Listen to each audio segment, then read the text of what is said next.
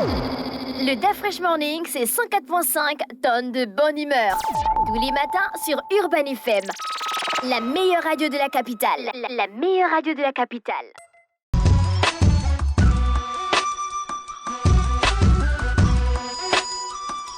Vous êtes sur Urban FM 104.5, la station urbaine dans le DAF Fresh Morning avec René Ruth. On retrouve Jean-Paul pour l'actualité internationale. Bonjour Jean-Paul. Bonjour René Ruth. Comment tu vas? Ça va, un peu grippé, mais ça va. Ah Jean-Paul, t'as dit pas ça dure. Hein. Ben, c'est pas tu de n'as ma pas faute, les potions, les remèdes des grands-mères. C'est le climat. Quel climat? Pourquoi tu es le seul à voir ça? Non, mais c'est le climat. Jean-Paul, merci d'être chaque matin présent pour nous informer et expliquer ce qu'on a parfois du mal à saisir. L'actualité internationale est dominée par quoi? Aujourd'hui, nous allons un peu comprendre les démêlés judiciaires de Nicolas Sarkozy. Il faut savoir que hier, il a été condamné par la Cour d'appel de Paris à 2 ans d'emprisonnement avec sursis, dont 1 an ferme et 1 an d'emprisonnement ferme dans l'affaire dite des écoutes. Il faut bien savoir que Nicolas Sarkozy fait face actuellement à plusieurs affaires judiciaires. On a l'affaire sur le financement libyen de la campagne de 2007. On a l'affaire Big Malion, qui est l'affaire de financement, qui est l'affaire de gestion des frais de campagne de 2012. Et on a l'affaire des écoutes, dit l'affaire Paul Bismuth de 2014, dans laquelle il y a Nicolas Sarkozy, ainsi que son avocat, maître Thierry Herzog, et un autre haut magistrat à l'époque qui était à la Cour de cassation, qui est M. Gilbert Azibert. Les 3 ont été condamnés, évidemment, à non seulement ces peines de prison, ces peines d'emprisonnement, mais également avec une condamnation de 3 ans d'inéligibilité ou de perte des droits civiques pour Nicolas Sarkozy. Pour l'avocat Thierry Herzog et M. Gilbert Azibert, ils sont condamnés aussi à ne pas pouvoir exercer durant ces 3 ans-là. Alors évidemment, la différence entre les 3 affaires, c'est que il faut savoir que l'affaire Paul Bismuth, donc l'affaire dite des écoutes, part de l'affaire de financement de campagne libyenne de 2007. Il faut savoir que le parquet national financier français avait donc mis sur écoute, dans le cadre des enquêtes de cette affaire, Nicolas Sarkozy et son avocat maître Thierry Herzog sur écoute. Donc les 2 numéros des 2 hommes étaient sur écoute. Et c'est Mais là, la confidentialité des conversations. Non, il n'y a pas de confidentialité dès lors qu'on est dans le cadre d'une enquête. C'est le parquet national qui avait diligenté la mise sur écoute de Thierry Herzog et de Nicolas Sarkozy. Et donc, c'est durant ces échanges qu'ils découvrent qu'en réalité, il y a un 3e numéro qui est immatriculé sous le nom de Paul Bismuth. Et ils vont également par la suite mettre sur écoute ce 3e numéro-là. Et donc, c'est en écoutant les échanges entre Nicolas Sarkozy et maître Thierry Herzog, par l'entremise de ce numéro-là, qui est immatriculé au nom de Paul Bismuth, qu'ils vont découvrir qu'ils essayaient d'avoir des informations concernant l'affaire dite du financement libyen de la campagne de 2007 par l'entremise d'un haut magistrat qui est Gilbert Azibert, en échange que Nicolas Sarkozy devait appuyer sa candidature pour un poste à Monaco. Et donc c'est à la suite de cela que, évidemment, le parquet national financier a donc diligenté de nouvelles poursuites, qui est celle de corruption et de trafic d'influence.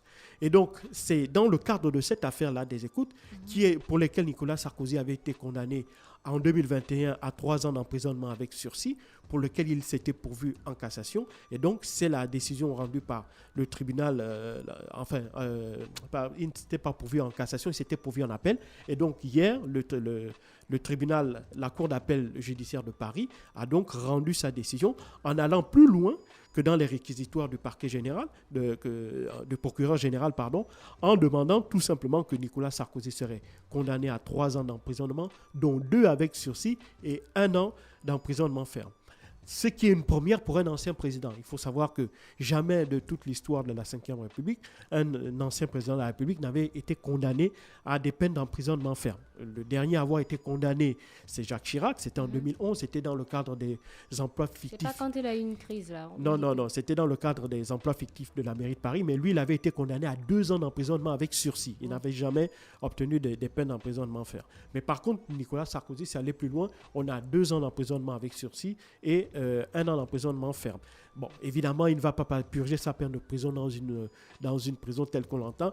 Sa privation de liberté va passer dans le cadre du port ce qu'on appelle un bracelet électronique. Oui. Et donc, il va donc être comme une espèce d'assignation à résidence en réalité. Mais on n'en est pas encore là parce que Nicolas Sarkozy, par l'entremise de son avocat, Maître Lafont, a déjà fait savoir qu'il allait se pourvoir en cassation.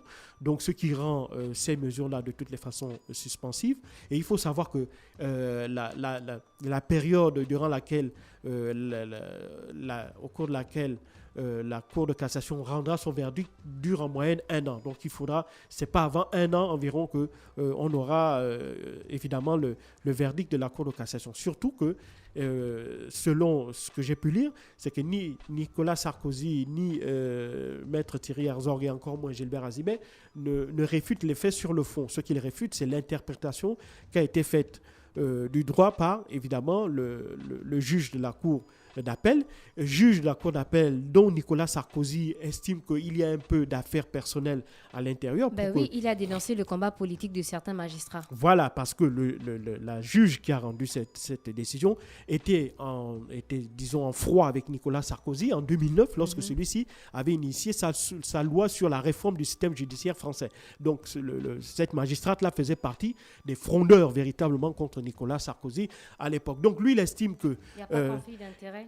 Non, c'est-à-dire que ce n'est pas une question de conflit d'intérêts. Il estime qu'évidemment, il y a de la mauvaise foi de la part de cette magistrate et qu'il y a un peu ce relent-là, cette espèce de rancœur datant de 2019 et notamment de l'époque où Nicolas Sarkozy avait initié sa loi sur la réforme du système judiciaire français. Et puis, donc, à partir de ça, il estime donc que la Cour d'appel n'a pas lu le droit de manière tout à fait, à son sens, juste. Et donc, c'est la raison pour laquelle il se pourvoit en cassation. Et puis, bon, derrière, au-delà de ça, il faut aussi, de mon point de vue, je pense qu'il y a déjà une nouvelle... Je pense que le fait qu'un ancien président soit condamné à la prison ferme en France montre, à mon sens, qu'il y a une forme disons, de normalisation des hommes politiques vis-à-vis de la perception dont les citoyens ont de la manière dont on les juge. Parce qu'il faut bien comprendre que jusqu'à présent, quand on regarde les affaires judiciaires qui touchent les hommes politiques français, ce n'est que très récemment que l'on commence véritablement à voir que les hommes politiques sont condamnés à des peines d'emprisonnement ferme. On l'a vu avec, par exemple, le couple Balkany qui avait défrayé la chronique à plusieurs reprises et dont l'un des membres, le mari, a été condamné à de la prison ferme. Et puis aussi aujourd'hui, donc ça montre que les hommes politiques en France n'ont plus cette espèce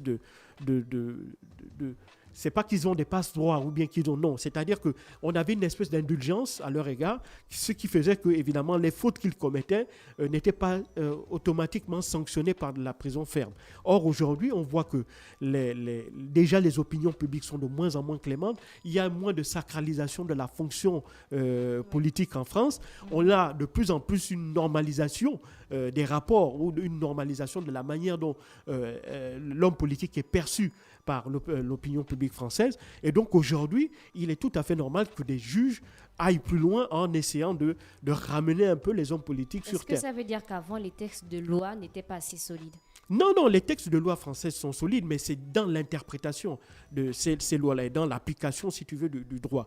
Donc, de ce fait-là, les hommes politiques bénéficiaient, comme je l'ai dit, d'une espèce de protection, entre guillemets, du fait que la justice n'était pas particulièrement ferme, très dure envers les hommes politiques par rapport aux fautes qu'ils pouvaient commettre. Mais aujourd'hui, on voit véritablement que ce mode de pensée-là a totalement disparu parce que de plus en plus d'hommes politiques déjà font l'objet de poursuites devant les tribunaux et donc aujourd'hui ne sont plus à l'abri de peines d'emprisonnement. Et le fait que, évidemment, un ancien président de la République puisse être condamné à des peines d'emprisonnement fermes montre une fois de plus encore combien de fois, évidemment, la barrière a été, la limite a été repoussée.